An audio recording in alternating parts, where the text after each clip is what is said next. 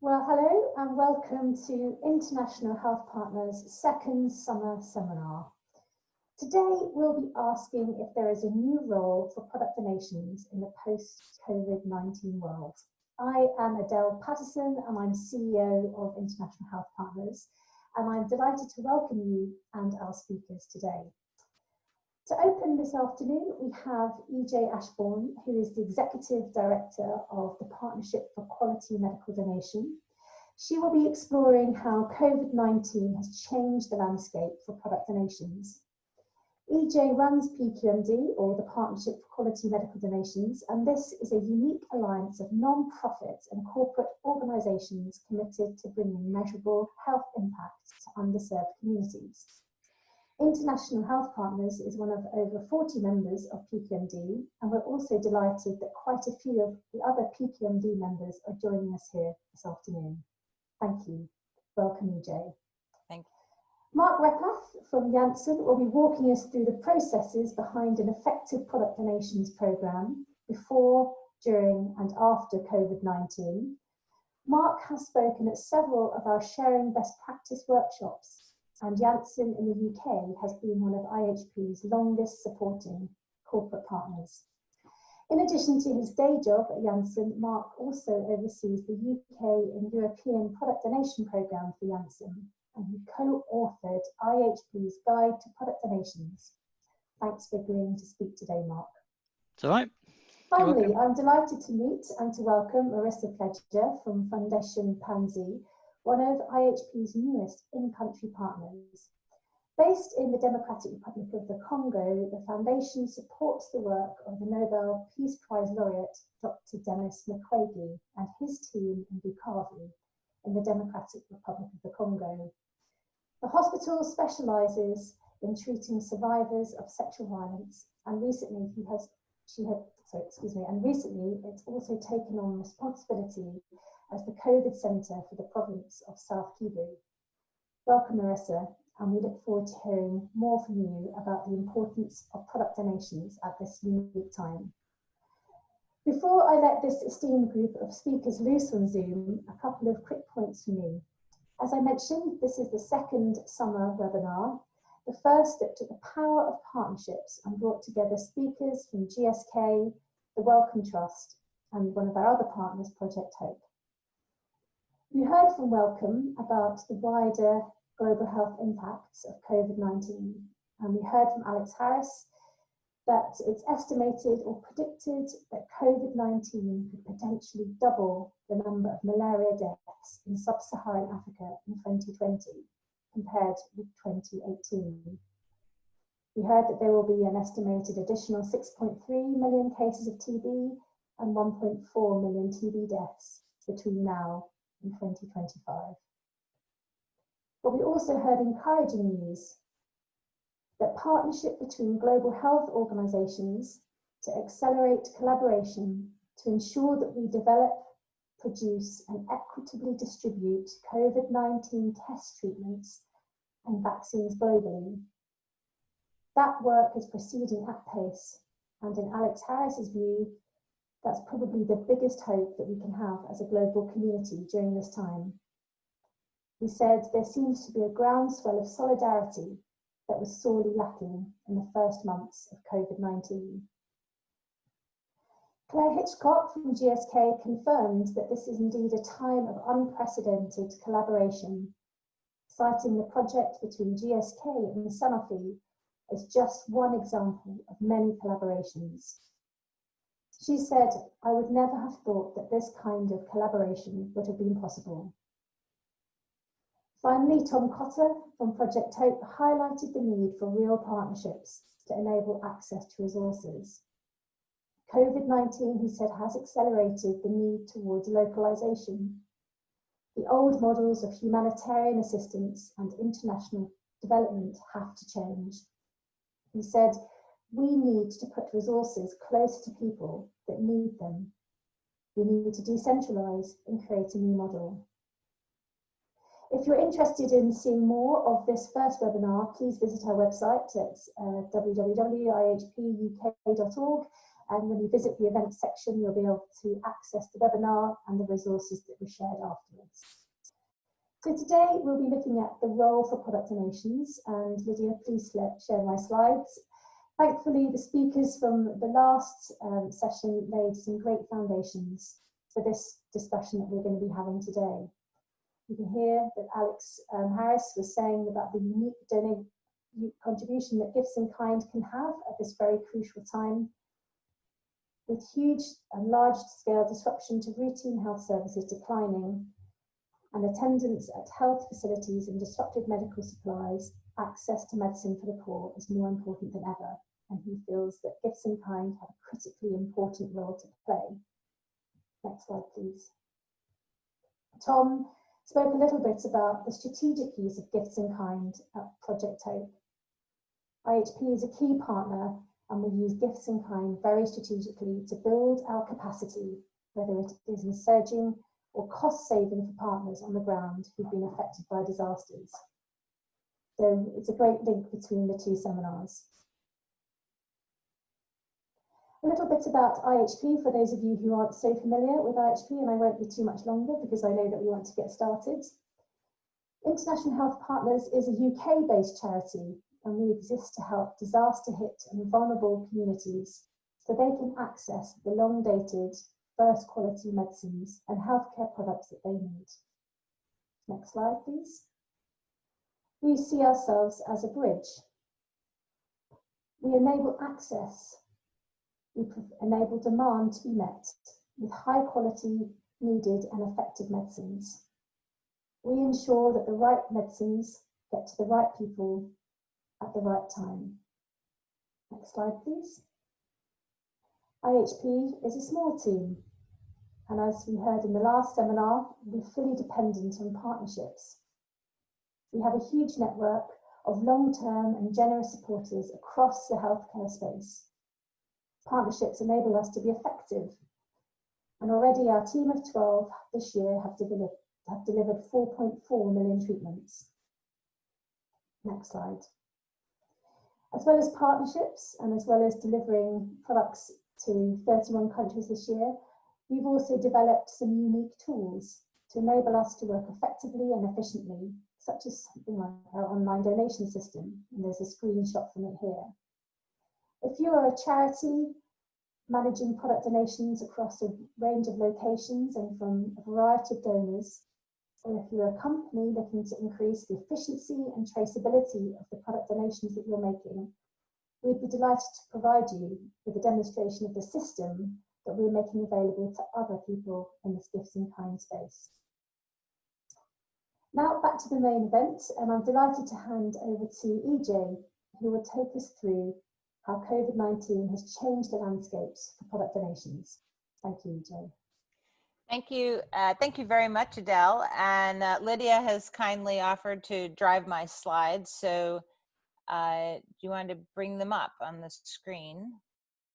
And then we can get started. There we go. Oops. All right, just getting myself sorted here.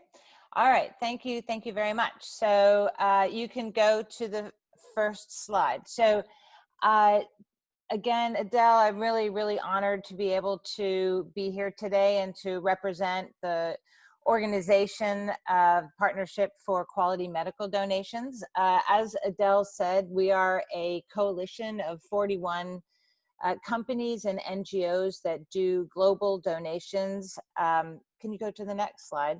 I've given you a brief, oops, sorry, just go back one.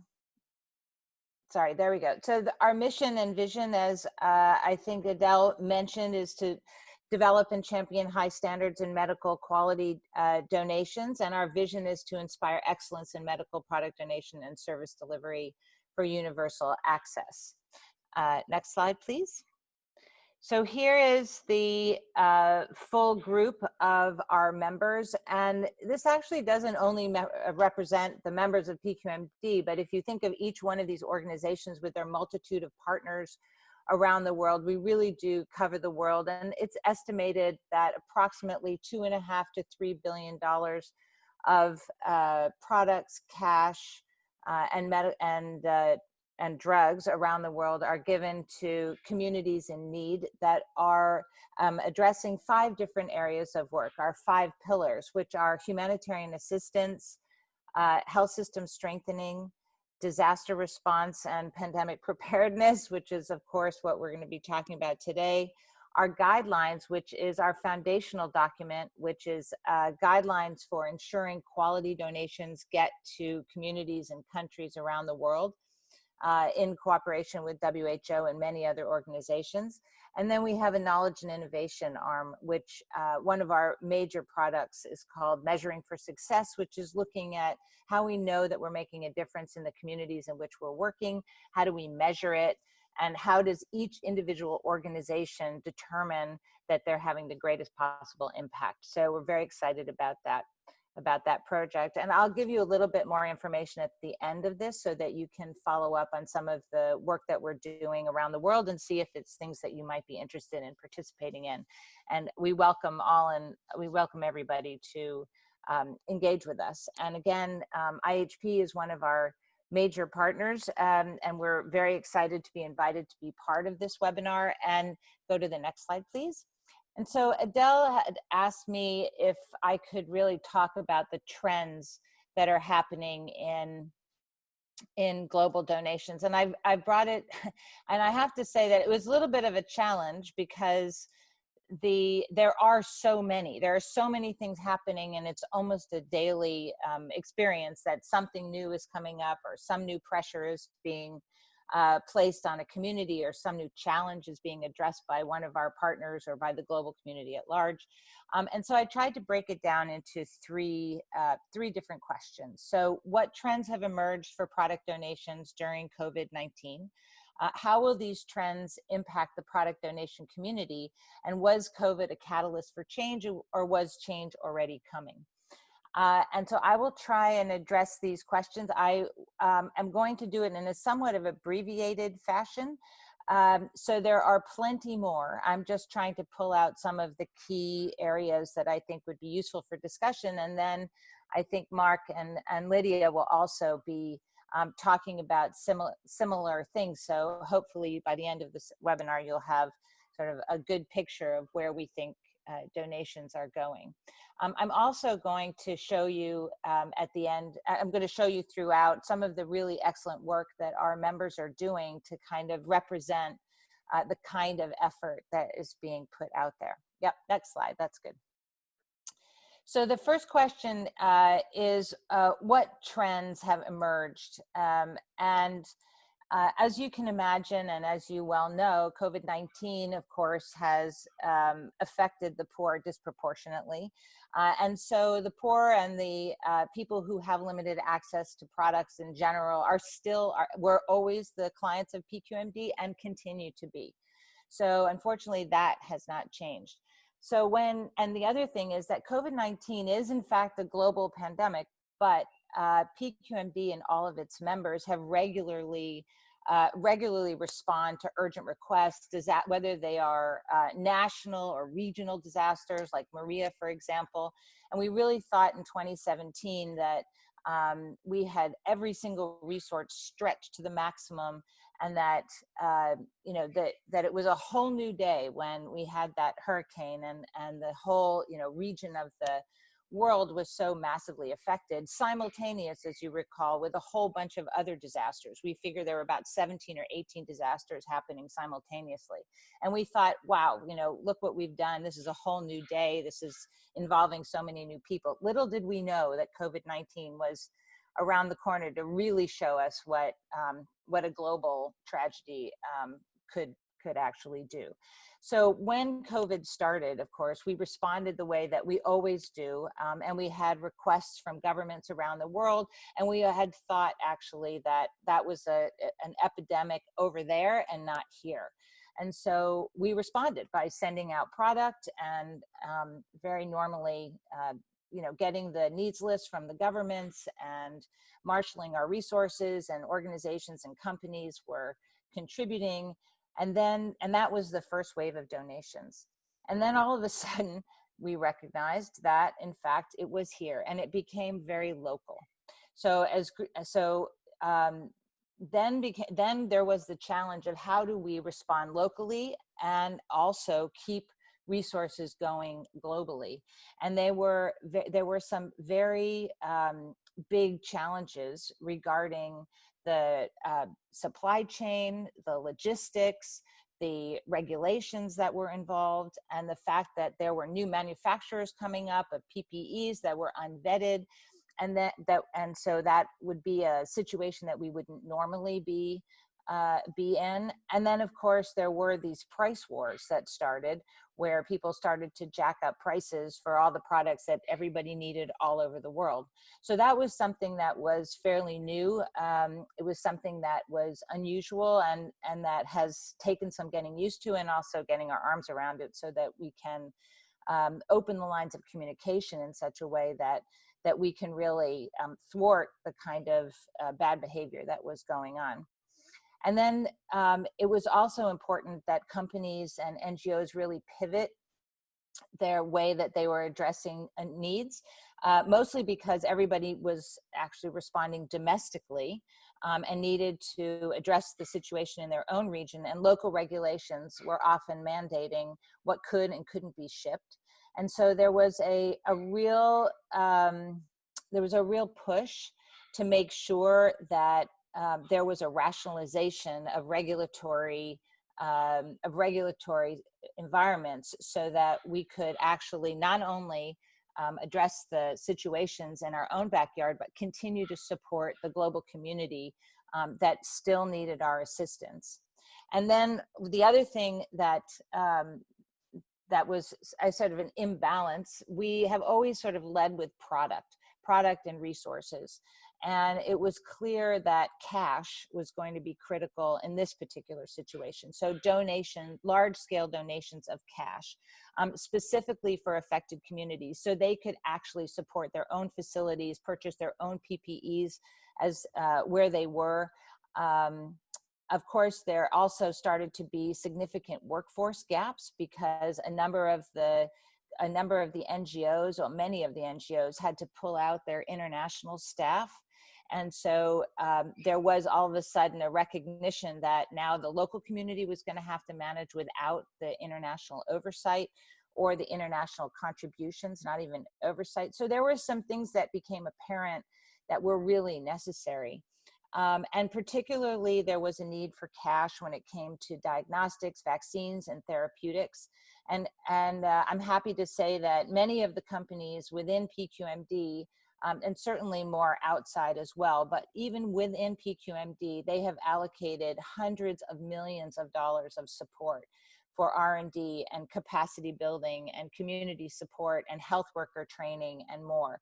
So a lot of the companies have developed funds that are available. I call them trust funds, but they're like trust funds where money can be allocated to community support and health system strengthening, which is obviously where there is a huge amount of need. Next slide, please. So the next question is, how will these trends impact the product donations community? I think that it's still yet to be seen how the product donations community will be impacted. And I will answer that a little bit more in the next question about, is this a catalyst for change, or was change already coming? So I think that in terms of the donated products, right, we get a lot of questions about, well, once these diagnostics are developed, will they be donated? Once these vaccines are available, will they be donated? And in doing research to find out what the answer to those questions are, I can tell you that it is really not clear, that I am not sure that they will be donated in a classic sense. And I also think it depends where the money comes from. Sometimes if the money comes from the government, then what is the mandate from a company standpoint? If it's private sector money, then how will it be arranged? Will it be some donated? Will it be some at cost? Will it have some kind of pricing differential depending on a country's ability to pay, but I think that is still yet to be seen. And there will be obviously a lot of considerations of people on how to ethically and timely access to critical products. And I think that is still emerging. In terms of will there be a increase in total product donations, I'm not sure that there will be necessarily a huge increase, but I think there will be an increase in cash investments, because that is actually a trend to watch, and I think that's the direction where companies are going, where instead of products, they're providing more cash. One of the areas, particularly in the US, there's programs called the PAP, which is a patient assistance programs. Those are programs that companies have to assist patients in affording their own, prescription medicine and from a variety of different companies. And in talking with some of the companies about this, their patient assistance programs applications have skyrocketed in the time of COVID. And again, in the US, where often health insurance is linked to their job, as people become unemployed or we hit some kind of economic recession, that is only going to scale up. And I know that companies are preparing to support those patient assistance programs so that there will be more resources. There will be more resources for patients to be able to access drugs at a price that they can afford. So again, watch that space. They've started a sort of a tagline of "We're here for you." So hopefully that will transpire. I don't actually see any disruption in traditional donation commitments. I think you'll hear that again in our next speaker. And as Adele pointed out, there are diseases around the world, NCDs and NTDs and conditions that have been receiving donations historically. And I'm really happy to say that I have seen absolutely no disruption in that. I think that companies are really focused on consistently being able to provide those kinds of resources.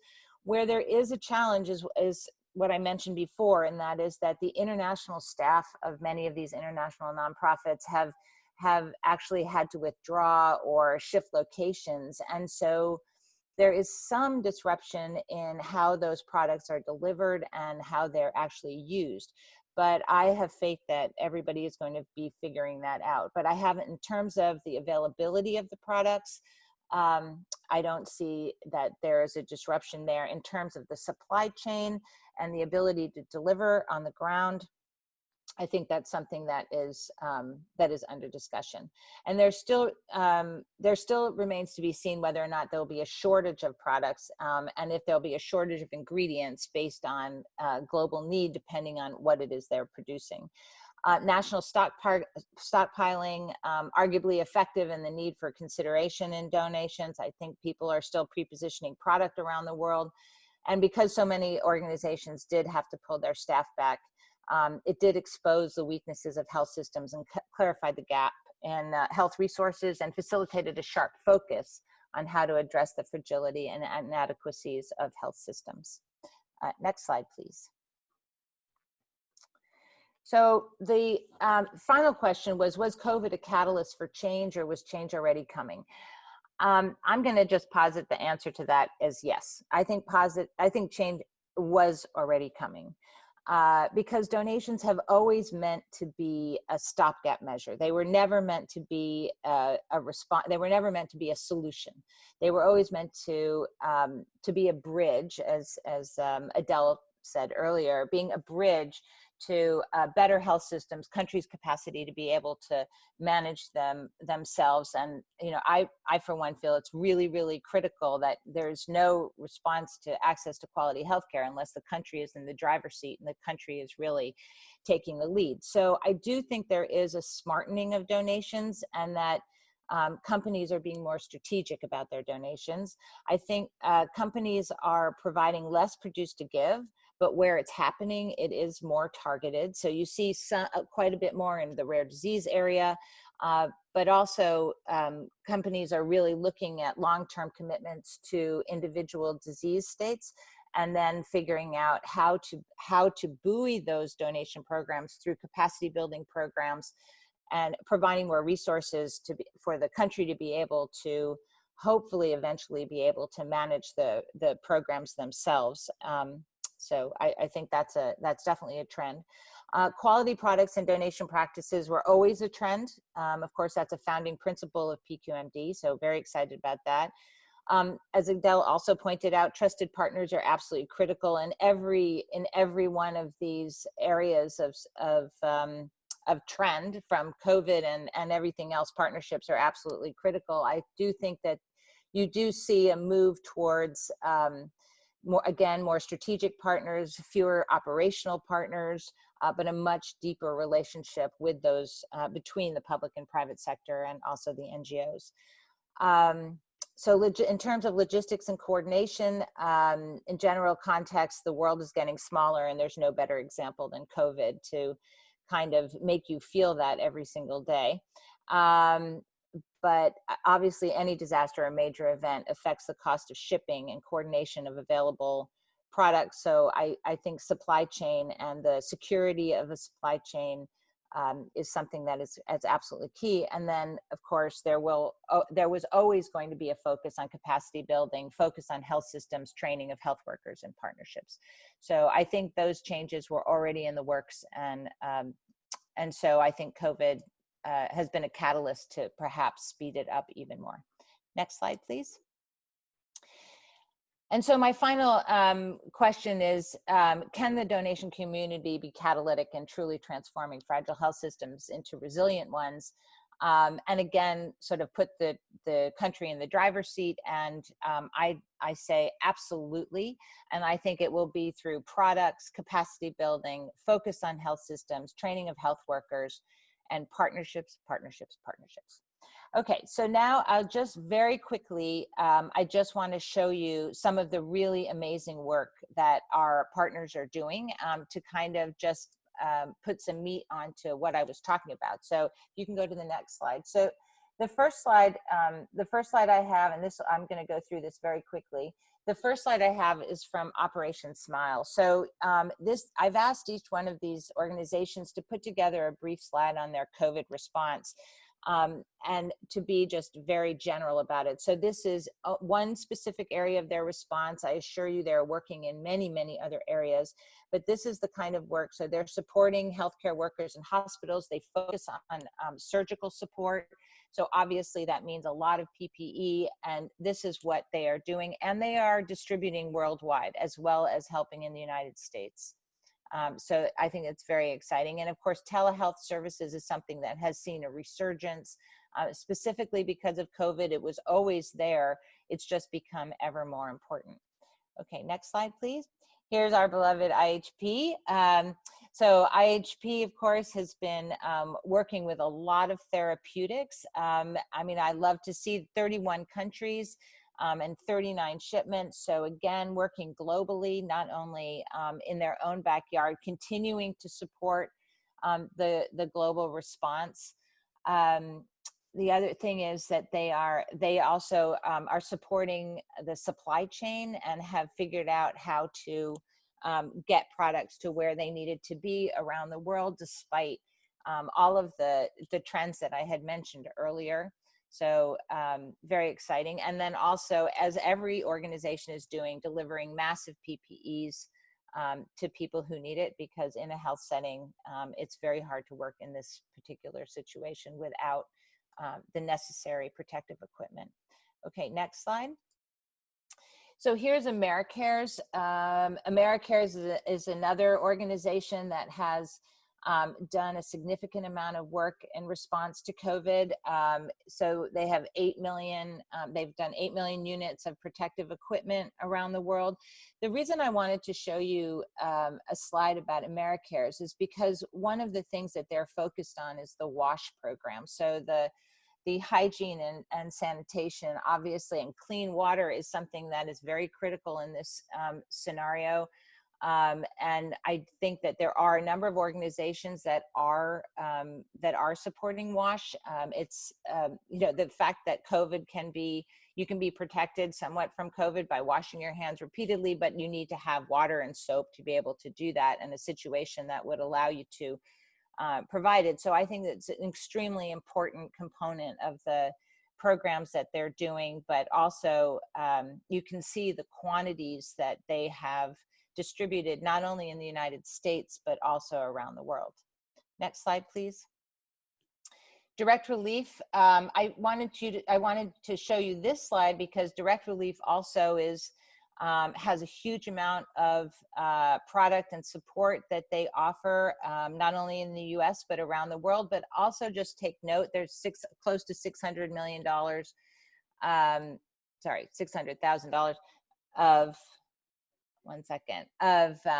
resources that they are reallocating to grants. So these are cash grants that get sent to individual health centers, that get sent to organizations and facilities to do the programs that they deem as critical. So that was the reason that I wanted to show you that this slide and what Direct Relief is doing. So they're one of the organizations that is doing the largest on granting from an NGO standpoint. There are some companies that are doing it directly, and there are some companies that have passed it on to NGOs, and then they are the ones who are providing the resources.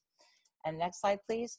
And here's just a slide of the compilation of what PQMD members have done. So I mean, of the 41 members, we have 19, we have half of those are the NGOs, and every single NGO is responding in a different way, and the same thing with companies. So every company is also responding with cash, with resources, with products, with services. So in collection, it's 800 million in cash donations, thousands of tons of medical supplies, 400 million plus PPEs delivered, and of course, we're engaged all around the world, which is really exciting. And the next slide. So the next slide is, I just wanted to say, if you're interested in carrying on this conversation, contributing to this conversation, learning about whatever it is that, learning about donations, but also learning about all of the other areas of work that not only PQMD does, but also our partners. So I'm inviting you to please consider joining our community of practice. It's free for those people who don't know. Please go to the next slide. So if you can, so these are all the different areas that we work in. So it's discussions and tools, webinars, polls and surveys, and news and articles and trends. We keep it up to date. It's something that will come to your email directly. So very excited if you would be interested in participating, and particularly if you want to continue a discussion, not only about COVID, but also about all of the other areas of humanitarian assistance, disaster response, health system strengthening, the metrics tools, which are really, really valuable. We'd be really happy to have you. So that's it. Thank you very much. My next slide is just saying thank you. Thank you very much. And I really appreciate the opportunity to talk to you today. That's great. Thank you so much, EJ. You've covered a huge amount of ground there, covering the trends and the impact and the question of catalysts.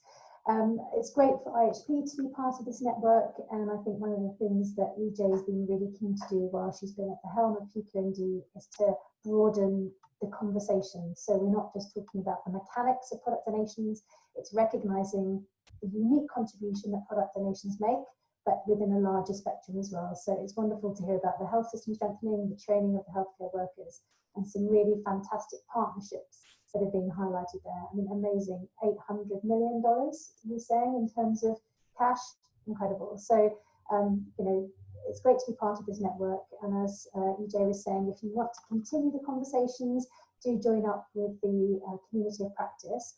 We'll be sharing all of the presentations after this. So when you finish this seminar, you'll get a couple of emails. One is a survey, which would be great if you could fill in. The other one links you to all the resources that you'll be able to review what EJ said and what the other speakers have said as well. So make sure you look up the community of practice. So thanks, EJ. That was a really great rattle through all the different topics and trends, and we look forward to continuing the conversation. Just to let you know that we have allowed for time at the end of this seminar for questions. We've had a few questions in already. If you can use the chat function, I know some people have put in some questions in the Q&A, but it's easier to manage in one place. So if you can put that in the chat. if you have a specific question for a specific speaker, then make that really clear, and we'll try and cover as much of those as we can at the end of the session. So thanks again, EJ. And thanks, Mark, for being part of this afternoon's conversation. We've had a very high-level presentation just now about the global impact of product donations and that particular ecosystem. Now we're going to hear about the Janssen context and how they're managing these product donations during this time. So thanks, Mark, and over to you. Cool, thank you. Can you hear me, first of all? Can you see my screen? Excellent. Yes, see the screen, we can hear you. Good, jolly good. Well, I won't introduce myself because you've already introduced me, so that's fine. So this is the bits around managing product donations effectively during and after COVID-19. So Adele mentioned at the beginning a bit around processes and things. So I think that she also mentioned the IHP playbook. I think the processes are largely in there and remain unchanged. What I'm going to highlight in this is a few things that have been going on that may potentially have been going on how we can sort of refocus our efforts towards the product donation. So just a quick overview, and this is not all factual. This is also looking slightly into the future as how things could look potentially. So let's just take you through this quickly. So obviously we start with business as usual. It's just looking back over the last. There's only a few months ago that we could call business as usual. And companies are making excess ad hoc donations, and planned donations are continuing to grow. Certainly in Janssen they are, and around the world. So planned donations obviously put in quite far in advance. So generally not impacted by a global pandemic unless there is the requirement for stock building or an interruption in the supply chain. Alternatively, some companies may not be making donations yet, and also want to start soon. So that was business as usual. Along comes Mr. Pandemic, essentially. So what do companies do then? I guess the next step here is that actually they go into overdrive a bit here. They activate their BCPs, they secure their supply, they make sure obviously that their global supply chain works, that they are making sure people aren't stockpiling in country, people are writing longer prescriptions, how do they manage the customers and the hospitals and everything else. You've also got to protect vulnerable people. So in this particular one, it's people with suppressed immune systems or things like that. So how do you do that? You've got to support your workforce. They're working from home, so they're having their children throwing Lego at each other's heads, or perhaps locking their dogs in the bathroom just so they can join calls. Any kind of possible combination of things going on there. You've got to support your workforce, software, hardware, all that sort of stuff. You've also got to support the local health services, and you've got to manage your own finances because obviously your business could be impacted by what's going on too. So there's quite a lot of stuff, quite a lot of local focus going on within the company. It's also a wonderful opportunity to start work streaming. So I've certainly been part in a few work streams, crisis management teams, all of that sort of stuff. They all can. It's a great opportunity to do that. Although that's slightly tongue-in-cheek, a work stream is also a very good opportunity to look at what's important and what to prioritize and what to deprioritize. So we've certainly been asked, what is it that we've been doing that we don't really need to focus on right now because there's some other stuff going on. So global pandemic generally brings out that sort of part in the companies, and there's a lot of local focus. There's a lot of intense scrutiny as to what the company are actually doing. Also at this time, so you've got focused local donations, and you've got also working with the health authorities. I think EJ mentioned that as well. So working with the patient access schemes, patient access programs as well. That's all sort of going on. It's quite locally focused. It's increased. There's a lot of extra time being put towards those. I felt it would be difficult not to mention, obviously, the increased highlighting of the sort of the other pandemic, if you like, of the sort of continued inequality and discrimination against minorities in whatever form they may be. And also with this particular the highlight there, the movements which were going on, there was also then the opportunity for companies to actually again need to support their workforce, actually take a look within themselves and say, actually, how good are we at making sure we're not being unequal and we're not discriminating. So again, supporting the workforce, making sure that people's voices are equally heard. And also there's the strong message of don't stay silent. So to make sure that people can speak up and make sure that things that you are heard, and make sure that we don't just let these things continue. Now, obviously, these two things have been going on in the last few months, which required a lot of focus and a lot of company time, and absolutely necessarily so. So what happens next, I guess? What would happen next? We sort of move to the new normal, as they're calling it. And what do we do with product donations? So in case you hadn't realized, the bottom blue text is around product donations. What do we do with that?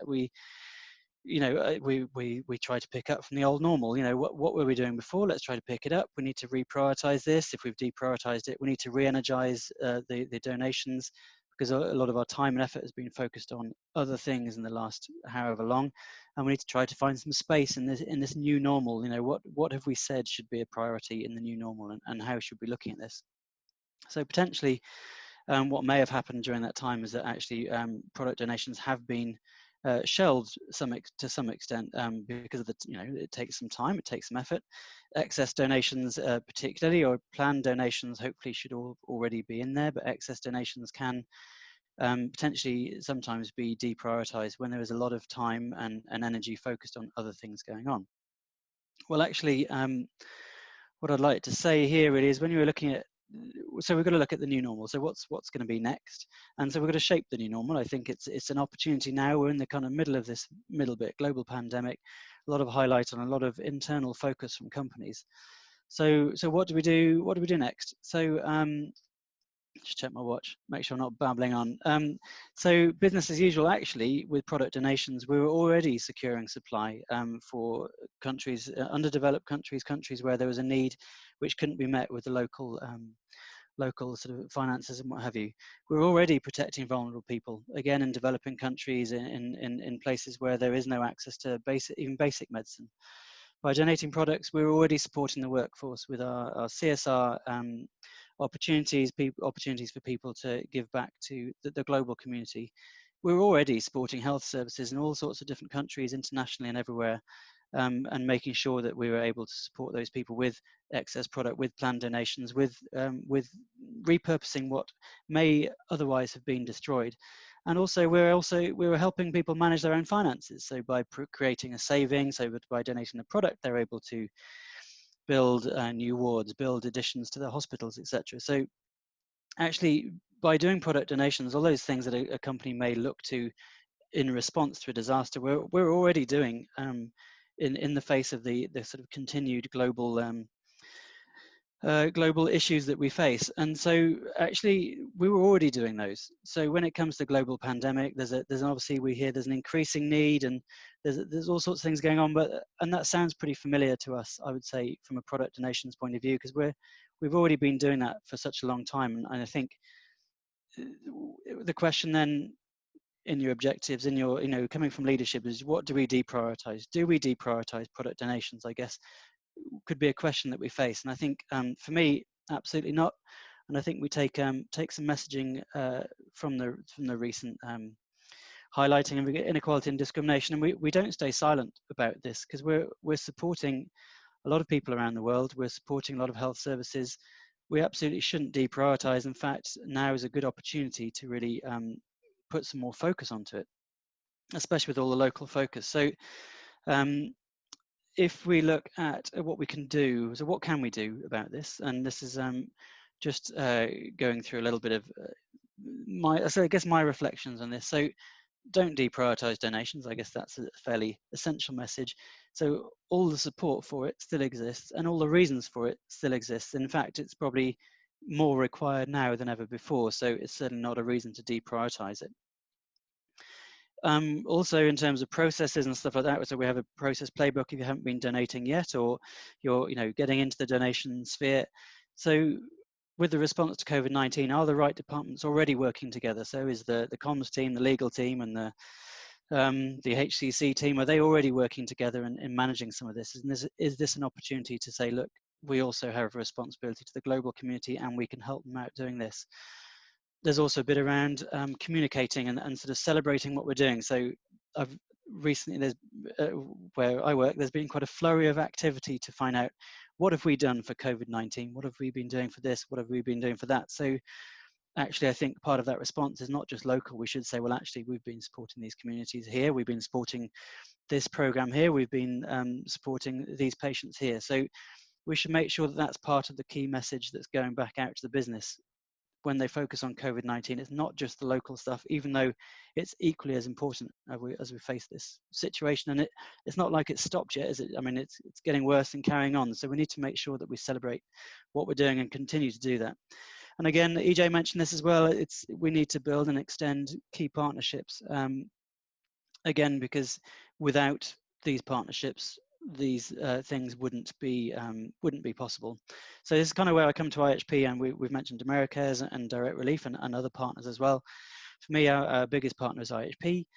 Also now part of the Product Giving Alliance, so we also work with In-Kind Direct as well in the UK for donating consumables, and in Atura in Germany and France and other countries. So what IHP have remained as something of a constant throughout this pandemic. So since, you know, as usual, business as usual for us, was working with IHP, and they've remained available.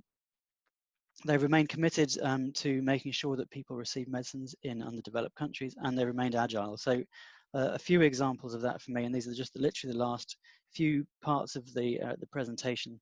So this is where the partnerships really comes in handy. So IHP know what they're doing. They're smack bang in the middle. The bridge, as Adele mentioned, they are available. They are there to help, and they're pretty agile. And so, for an example, in lockdown, we've donated over 260,000 units of product. Some of that, you know, so reaching.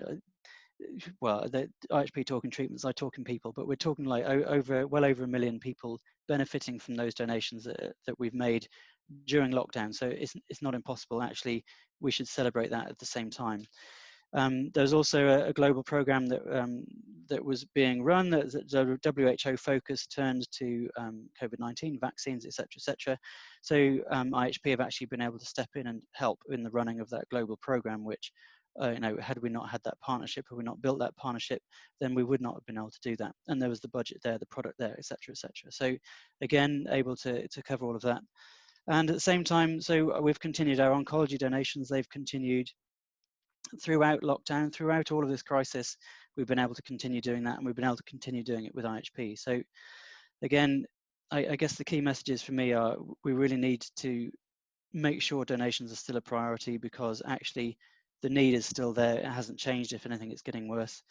We need to communicate what we're doing and piggyback off the sort of the flurry of activity around COVID-19 right now, to make sure that our voice is heard within the companies, if it's not already. And you need to continue to build and extend your partnerships. And that's basically all I have to say. So hopefully I've got through it all. I hope that made sense to everyone. I'm going to stop sharing the screen now and let Marissa continue. I think she's next, but I'll just stop sharing now, and I'll stop talking as well, which would be a great relief for Adele. So there we go. Oh, that's great. Thank you, Mark. I think it's incredible to look at the global statistics of activity around things like product donations, and it's fantastic to see an individual company's efforts, and the idea that Mark is encouraging us to re-energise product donations is great, and we are so grateful for the support that Janssen and the J&J group of companies has been showing to IHP, not just during COVID, but over the last 16 years of our existence. As I mentioned, they're one of our longest term partners. And of course, everybody that's on this call that receives product donations recognises they couldn't do it without the donors who are committed and who go the extra mile. And often when people ask me, you know, how do you encourage people to do product donations? You need one person actually at the end of the day to make this happen. And this is just a shout out to Mark for all the work that he's done for IHP to make this part of a business process. So we do need individuals to make a big difference, even though there is a corporate will to do this. So thank you, Mark, for what you do for us and to the many tens of thousands of people who are unfortunately reliant on donated medicines. So thank you for that. Great to think about re-energising product donations. It'd be good to hear from people if that's been an experience that they've heard or they've experienced over the last few months. If you're a company, are you thinking about re-energising product donations, or how might you go about that, or how can we continue that conversation? So thank you, Mark, and welcome to Marissa. It's very early in the day for Marissa, so we're really grateful to her for joining us at this early time in the morning for her. As I already mentioned, Marissa works with one of our new partners in the Democratic Republic of the Congo, and I'm really looking forward to hearing about the view from the country. So over to you, Marissa, and thank you for joining us today. Hello, everyone. Can everyone hear me to start out? Yes? Okay, great. Thank you. Well, I'm just going to jump right into sharing my screen. Let's see. Perfect. Sorry, we're taking a second to load here. Well, as this is loading, let me just, let's see if this is going to work. Yes, so as I said, my name is Marissa, and I work for POMD Foundation DRC, but in the past, I have worked for Mukwege Foundation as well. And I'm going to get a little bit into kind of the difference between all of that in just one second. Can you guys see my screen? Is this working? Yes, it's working. Okay, great, perfect. Yes, so POMD Foundation is located in Bukavu in Eastern DRC. It's a hospital and a foundation.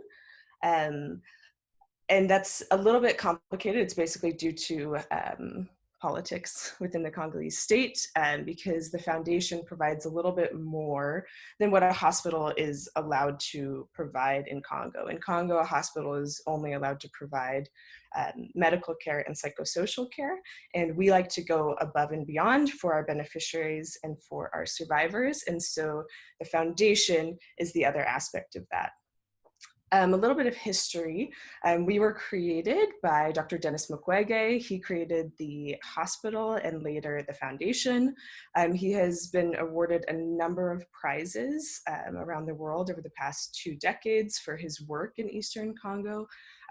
Most recently, the Nobel Peace Prize in 2018.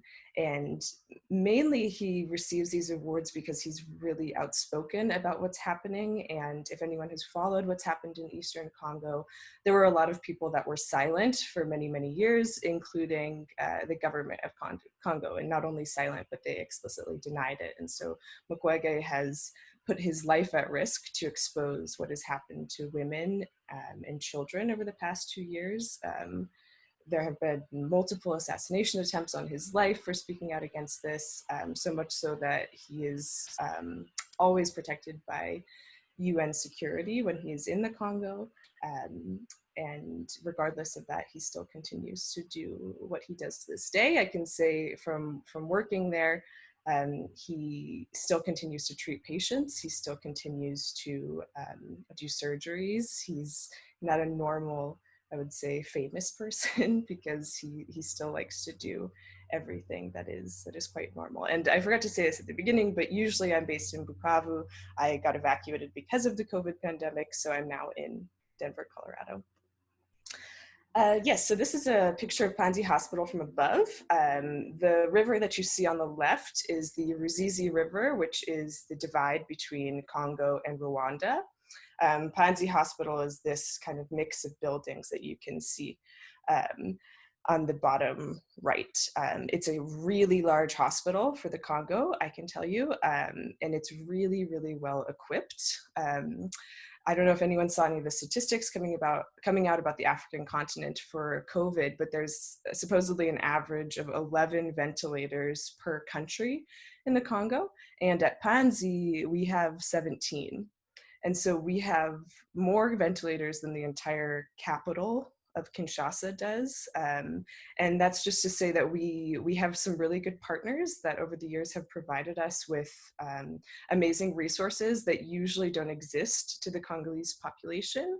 But with that said, it also makes the supply chain a little bit more difficult because it's not a normal purchasing situation. We get a lot of things as donations. And so when you go around the hospital, there's a lot of things that are kind of outdated, or people have lost contact with who donated it, so they don't really know how to keep it up. But with that said, the resources that we have are still quite immense. And for that reason, we have a pretty steady influx of patients who come. We have a huge variety of departments. This is just a select list of that. But we have, on average, we have about 100 patients per day who come in. We have 430 beds, and A large portion of those are dedicated just for survivors of sexual violence, but the rest of it is a general hospital. And that's kind of how POMD continues to exist. So the sexual violence part of the hospital is funded by different organizations, notably the European Union, the World Bank, large organizations like that. And the hospital itself, so all of these different departments that you see here, provide the general revenue for the functioning of the rest of the hospital. Okay, so transferring into POMD Foundation. POMD Foundation was created in 2008, and it was created to help survivors in ways that weren't medical or psychological. And so the foundation essentially exists to provide legal assistance to survivors of sexual violence and socioeconomic assistance, and it also does a significant amount of advocacy work. So the POMD model is to give survivors of sexual violence medical, psychosocial, legal, and socioeconomic assistance. This is known as holistic healing, and it's been replicated all around the world. We have projects, in Central African Republic, in Guinea. We're working on a project in Iraq where we're explicitly expanding our model to other settings where there are a number of survivors that need this kind of care. So in DRC, we're based in Bukavu, which you see on the far right side. It's on the border with Rwanda. And that's where our hospital and our headquarters for our foundation are. However, we have 4 locations around the country with what we call as one-stop centers, which are essentially mini POMDs that provide this holistic care to survivors of sexual violence. We're also working on expanding into a few other regions. And like I said, we have projects outside of that as well. So around the world, just very quickly, so people don't get confused, there's essentially 3 organizations. So we have POMD Hospital and Foundation in DRC, we have POMD USA, which is located in Washington, DC, and then we have the Mukwege Foundation, which has 2 locations in Geneva and The Hague. And just very quickly, the breakdown is that the hospital started in 1999. It's a hospital very explicitly. As they started treating survivors of sexual violence, they saw the need to create the foundation, which began in 2008 to add in those legal assistance and socioeconomic programs. POMD Foundation USA was created a few years after that, which is essentially a fundraising and advocacy arm for the hospital and foundation. And Mukwege Foundation was created last. It's the European arm of the organization, but it kind of goes above and beyond what the other 3 organizations do. It tries to look at things on an international level. So it's through the Mukwege Foundation that we have projects in Central African Republic, Guinea, and Iraq. The Mukwege Foundation, as well as Dr. Mukwege, is known for creating the Global Survivors Fund in coordination with the United Nations, which provides survivors all around the world with access to reparations regardless of their home country. So yeah, that's just a very quick rundown of all of our organizations and the history of POMD. So specifically with regards to COVID-19 and the pandemic and our response, POMD Hospital, because of what I detailed before, was selected by the Congolese government as one of 2 hospitals that should treat COVID-19 patients. Since the beginning of the pandemic, it came to Bukavu in late March, I would say. And since that time, there have been an average of 14 COVID patients per day that have come to the hospital. And we've had about 30 people that have died in that time. And it's quite complicated at POMD because, and in Bukavu in general, because the stigma is so high. And so while they've had some COVID patients, they've had a significant reduction in other patients that are coming. People are really afraid to come to any health center. And so you have this very interesting situation where you want to treat these COVID-19 patients and you want to test them, but the revenue for the hospital is going down. And so we're getting to a point where it's getting a little bit difficult to pay for salaries for staff. So like it shows on this slide, the impact at POMD is that there have been a significant number of medical staff that are contracting COVID-19, and that is in relation to what some of the other presenters have spoken to, the difficulty of getting PPE into the Congo. That has been one of my main tasks, has been locating different companies that, number one, will sell to us, and number two, will ship to us, and with number one, won't increase the price too much. Also appropriate training of staff, because I can say most staff kind of know what like the FFP2 masks or the N95 masks are, but they don't really use them very often. And so, you know, the tests that they'll do in most hospitals, which are like with the spray and the smell, is just not something that's being done. So there was definitely a learning curve to get people to wear this PPE and wear it appropriately for the medical staff. So I think at the beginning of the pandemic, there was a really high percentage of medical staff, like 40 to 50% of the total cases in Congo were medical staff. And now that's gone down as the pandemic has increased, but it's still quite high. I think it's around 25%. Yeah, number two is just the treatment of COVID-19. So like I said originally, PANSI is very lucky to have some of the resources that other hospitals do not. We also have a team, which includes me and some people from Mukwege Foundation, that are actively trying to get different materials for treatment. So the pulse oximeters, the oxygen machines, all sorts of different things, and getting that shipped in. But it takes a really, really, really long time. Similarly, the tests are a huge problem because the government of Congo does not have enough tests. And so we have been trying to get tests ourselves to PANSI, but even if we get them to PANSI, the government refuses to make them official. So it gets a little complicated. It's, well, we want to know who has it so that we can protect our staff and we can try to treat them, but we're paying for all these tests that will never go into national statistics.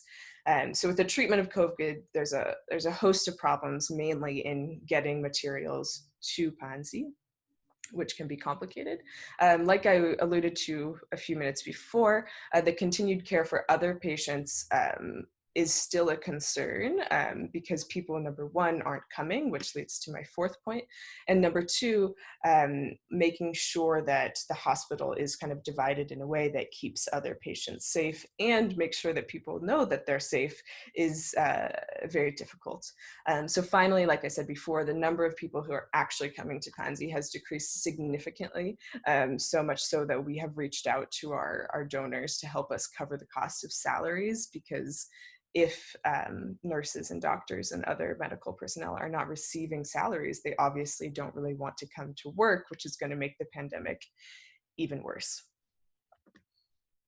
So with our connection to IHP, we started working with IHP, I would say about 2 years ago now, and we have successfully completed a few donations. It becomes a little difficult with getting to PANSI because the Congo is a gigantic country and there are no roads between Kinshasa and Bukavu, no direct roads. And so it's usually easier to go through Rwanda, but even then you have to go through some ground transport, and the Congolese border can be quite difficult in terms of paying taxes. But fortunately, we've done it a few times and it went pretty well.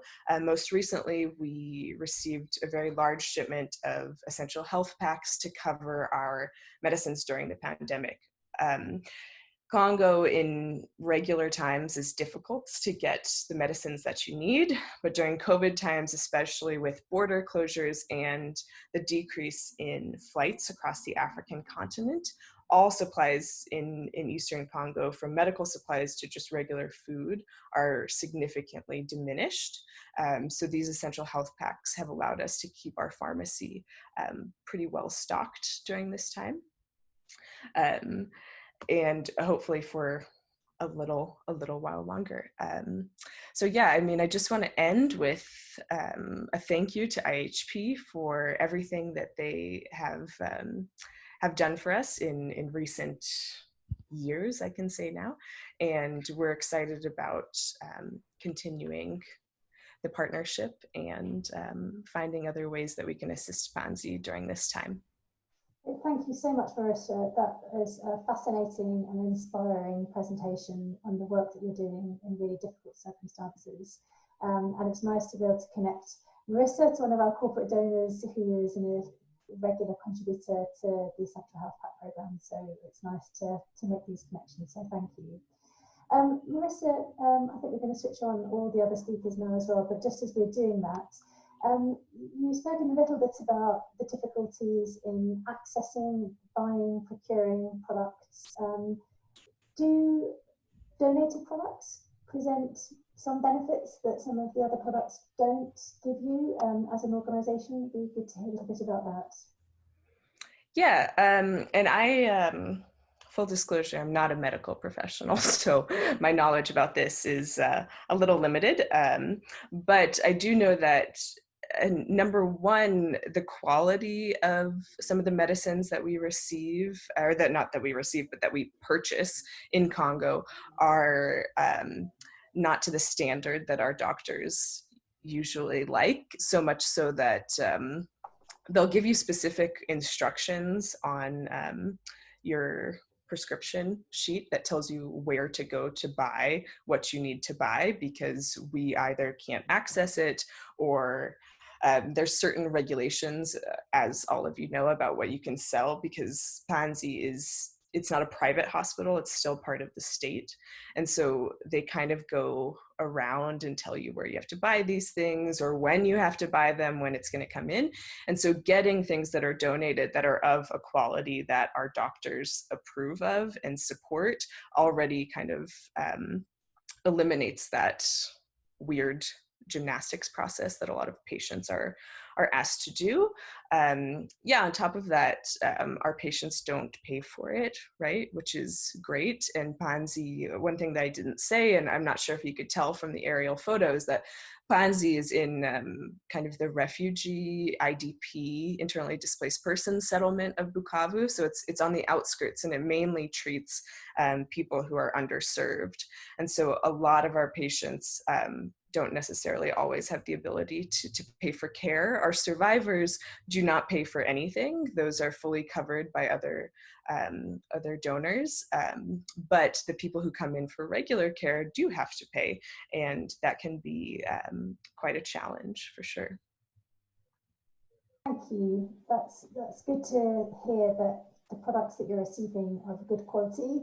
Obviously, ideally, they would be available all the time locally as well. EJ, when you hear about something like POMD, an amazing organisation that is holistic, is providing a full range of services and care for the people that it has to look after. And you have your vision of PQMD that is talking about health system strengthening and training of healthcare workers. What do you see sort of the strategic use of product donations is in that environment, and what would you aspire for this whole Gifts in Kind community? You need to switch you on. You need to switch on. Great. Thank you. Yeah, so that's of course a big question, and in all fairness, I should say I worked for 3 years in Kinshasa and did Kivu, and I know that environment very well. So what you're explaining, what Marissa is talking about, is not unique, unfortunately, not only in the Congo, but also around Africa and many other developing countries. And the quality assurance side is a big challenge, and it's as Marissa will say, it's way too complicated, I think, to get into here. But what the challenges are in individual countries, it depends so much on the ministries of health and the regulatory environments in which these organizations are operating, and again, where the money is coming from. So just in general, I think that when it sort of I think underscores what I talked about in terms of donations being a leader in terms of supporting urgent need, and then also coming in with the kind of resources, either technical, human, or financial, that would support health worker training, capacity building. And I think donations have always been a means to bridge a situation. And the idea, and I think that is a trend, absolutely a trend. And that's why I say COVID really didn't create it, but I think COVID has certainly amplified the need for us to really, I mean, first of all, if you're part of PQMD, right, you can be assured that the products that you're getting are of the highest quality and that they adhere to certain standards. So that's one thing that I think we have going for us. And our guidelines are available globally to any organization, whether they're part of PQMD or not, but it is a way of assuring both the contributors and the countries that if organizations are following the guidelines, that they will be getting quality products. But I also think that the trend to really look at issues of resiliency and sustainability and ensuring that the countries are building the kind of capacity needed to address their own health challenges is something that is going to be ever more important. I mean, global pandemic, for a global pandemic, but also just for addressing the regular health needs of the countries in which we all work, not to mention our own countries. Mm-hmm. Mark, just a quick question. I'm just aware of the time. We've just got a couple of minutes left, and thank you for that, EJ. Obviously, COVID-19 is putting pressure on already weakened health systems, Mark. Are you able to talk a little bit about the sort of the longer term commitments, as well as product donations that companies like J&J are involved with that can strengthen some of the health systems that we've been hearing about today? So longer term commitments in terms of planned donations and forecasting for the next year or two's donations, yeah, absolutely. It's that's something we've been doing probably, well, me 11 years, with you guys about 14 or 15 years or something. So, and that's what ends up in the EHPs, and that's obviously it's made its way to Bukavu. It's made their way all the way around the world. So it's very good to hear that. But I think without planning for those donations, then those EHPs wouldn't necessarily be fully equipped. They may not end up in DRC. We may not, they may not have ended up with you, Marissa. They may not end up anywhere in the world. So, and you can't depend on excess alone, because it's ad hoc and you can't guarantee some future supply. So certainly planning donations and building the budget, putting in the forecast, putting it in the business plans, etc., is essential to make sure that we can continue to support not only ongoing programs but disasters and everything else in the way that you respond to them. So it's a very key part of our donation process, and I wish we could make it bigger. I do keep asking. We'll try. And I think that's great, Mark, as you say, in order to get an EHP somewhere, it requires about a year's worth of planning beforehand, because of the conversations we have to have with the supply chain planners, obviously not just Janssen, but about 13 other companies that are contributing to it. It's a huge amount of work, but thank you, Mark, for encouraging the sector to re-energise, even though they may well be feeling under pressure because of COVID.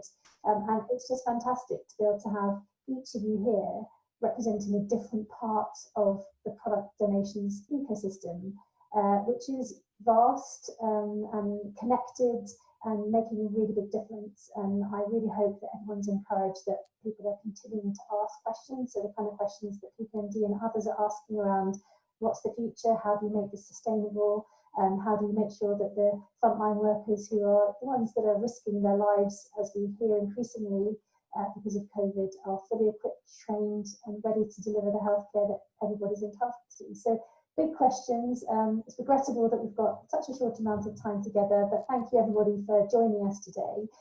Do spend some time looking over the past seminars. I think we're going to do this again, and I'd encourage you to look at the agenda that PQMD has for some of the seminars they've got coming up. I know that they've got something on medical missions coming up, which is a really interesting topic.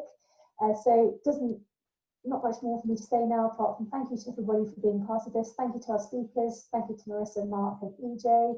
And also thank you to Lydia for putting this together, and to Richard, who is behind all the communications and some of the tech as well. So thanks, team. Can the speakers just stay on for a few moments? And please make sure you keep in touch, everybody. Let's keep the conversations going. Thank you and goodbye.